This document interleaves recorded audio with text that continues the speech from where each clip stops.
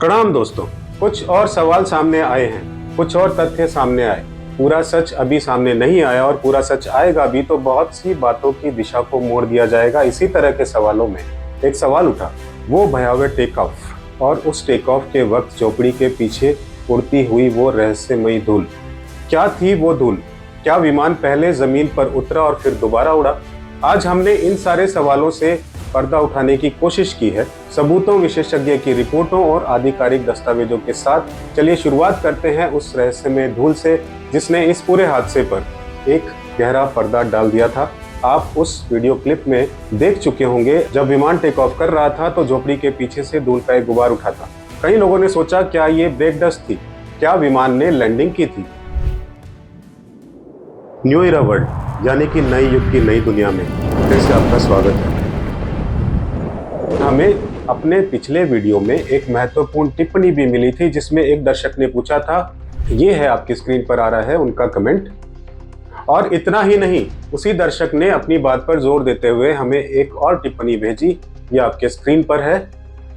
ये बहुत ही अहम सवाल है और आज हम इन्हीं सवालों का जवाब देंगे। जी नहीं, वो ब्रेक डस्ट या टचडाउन डस्ट नहीं थी। ये कोई ब्रेकिंग या लैंडिंग का संकेत नहीं था। आप सोच रहे होंगे फिर क्या था वो? और हमारे दर्शकों का ये कहना है कि ब्रेक डस्ट तभी आती है जब भारी ब्रेकिंग हो या टायर रनवे को छूते हैं। ये बिल्कुल सही है।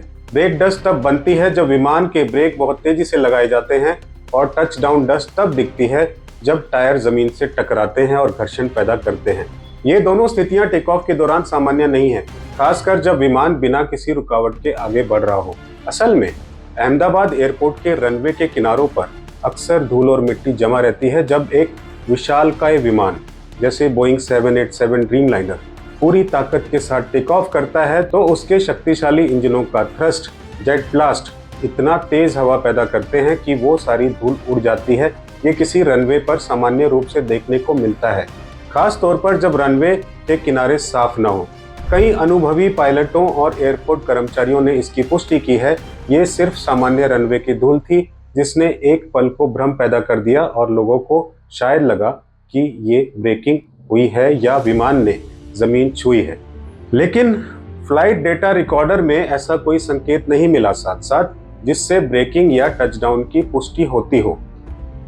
साथ ही एक और रहस्य उठा था, लोगों के मन में सवाल उठा था, क्या विमान ने दोबारा उड़ान भरी थी, जिसने हर मन में दहशत भर दी थी। क्या विमान ने टेक ऑफ के बाद जमीन पर दोबारा लैंडिंग की और फिर से उड़ान भरी, या जैसा हमारे दर्शक ने कहा, क्या विमान उछला और वापस फिर से लैंड किया?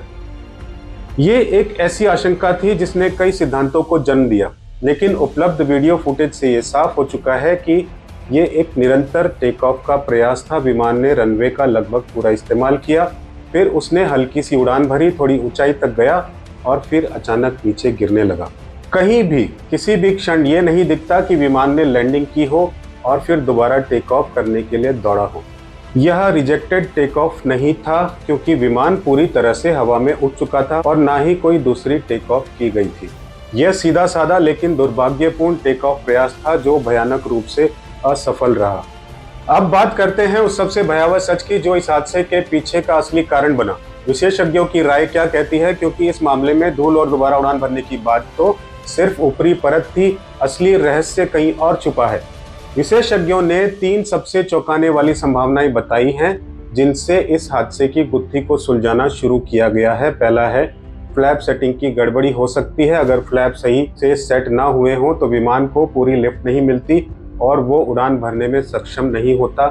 ये बिल्कुल शुरुआती तौर पे निकल कर आया था, हालांकि प्रारंभिक रिपोर्ट में फ्लैप सेटिंग सामान्य पाई गई थी।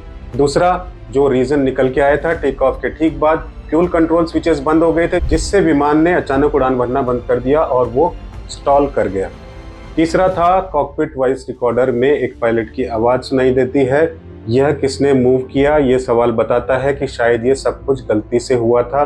ये मैकेनिकल फेलियर था, इलेक्ट्रॉनिक फेलियर था। इसमें बोइंग की गलती थी, एयर इंडिया की गलती थी, मेंटेनेंस स्टाफ की गलती थी, या पायलट्स की गलती थी। ये सब सवालों का जवाब, इन सब सवालों का जवाब मिलना भी बाकी है।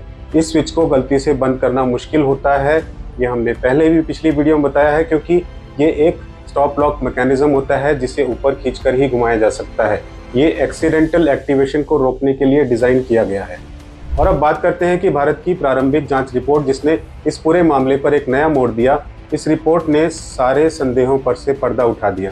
रिपोर्ट साफ साफ कहती है, fuel control switches take off के तुरंत बाद ऑफ कर दिए गए थे।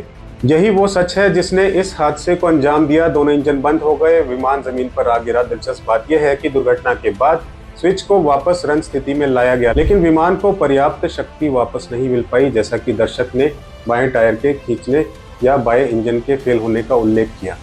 जांच में ऐसा कोई प्रारंभिक संकेत नहीं मिला है, बल्कि दोनों इंजनों का एक साथ बंद होना ही मुख्य कारण माना गया है। लेकिन सवाल अब भी बरकरार है, ये स्विच किसने और क्यों बंद किए? क्या ये कोई गलती थी?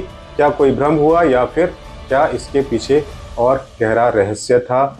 ये वो सवाल हैं जिनका जवाब आज भी हम तलाश रहे हैं। अब तक के अनसुलझे सवाल जो रहे हैं दोस्तों, इस हादसे ने हमें कई सारे सवाल दिए हैं, जिसमें से आज भी कुछ अनुत्तरित हैं, कुछ के आंसर मिल चुके हैं। क्या धूल ब्रेक डस्ट थी? नहीं, वो रनवे की धूल थी जो इंजन की ताकत से उड़ी थी, ना कि ब्रेकिंग या टचडाउन डस्ट थी। क्या विमान ने पहले लैंड किया और फिर टेक ऑफ किया? जी नहीं, यह एक ही टेक ऑफ था। क्या ब्रेकिंग की गई थी? नहीं, ब्रेकिंग का कोई प्रमाण नहीं मिला है। और सबसे बड़ा सवाल जो उठकर आया था, क्या इंजन बंद किए गए थे? हाँ जी, इंजन बंद हुए थे, लेकिन ये किसने किए? ये फेलियर किसका था? इसके पीछे कारण क्या था? आज तक नहीं पता। क्या पता चलेगा? ये भी हम नहीं कह सकते। ये क्यों हुआ, इसकी जांच आज भी जारी है। क्या ये मानवीय भूल थी या कोई और भयानक सच छिपा है इसके पीछे? दोस्तों, इस दर्दनाक हादसे ने हमें सिखाया है कि एक छोटी सी गलती, एक पल की चूक कितनी भयावह हो सकती है। असली गुनहगार वो इंजन थे जो बंद हो गए, और ये क्यों हुआ, ये आज भी जांच का विषय है। एक ऐसा रहस्य है जिसे सुलझाना बाकी है। जैसे जैसे और जानकारी सामने आएगी, हम आपको अपडेट करते रहेंगे। इस भयानक सच के साथ बने रहने के लिए आपका धन्यवाद। प्रणाम।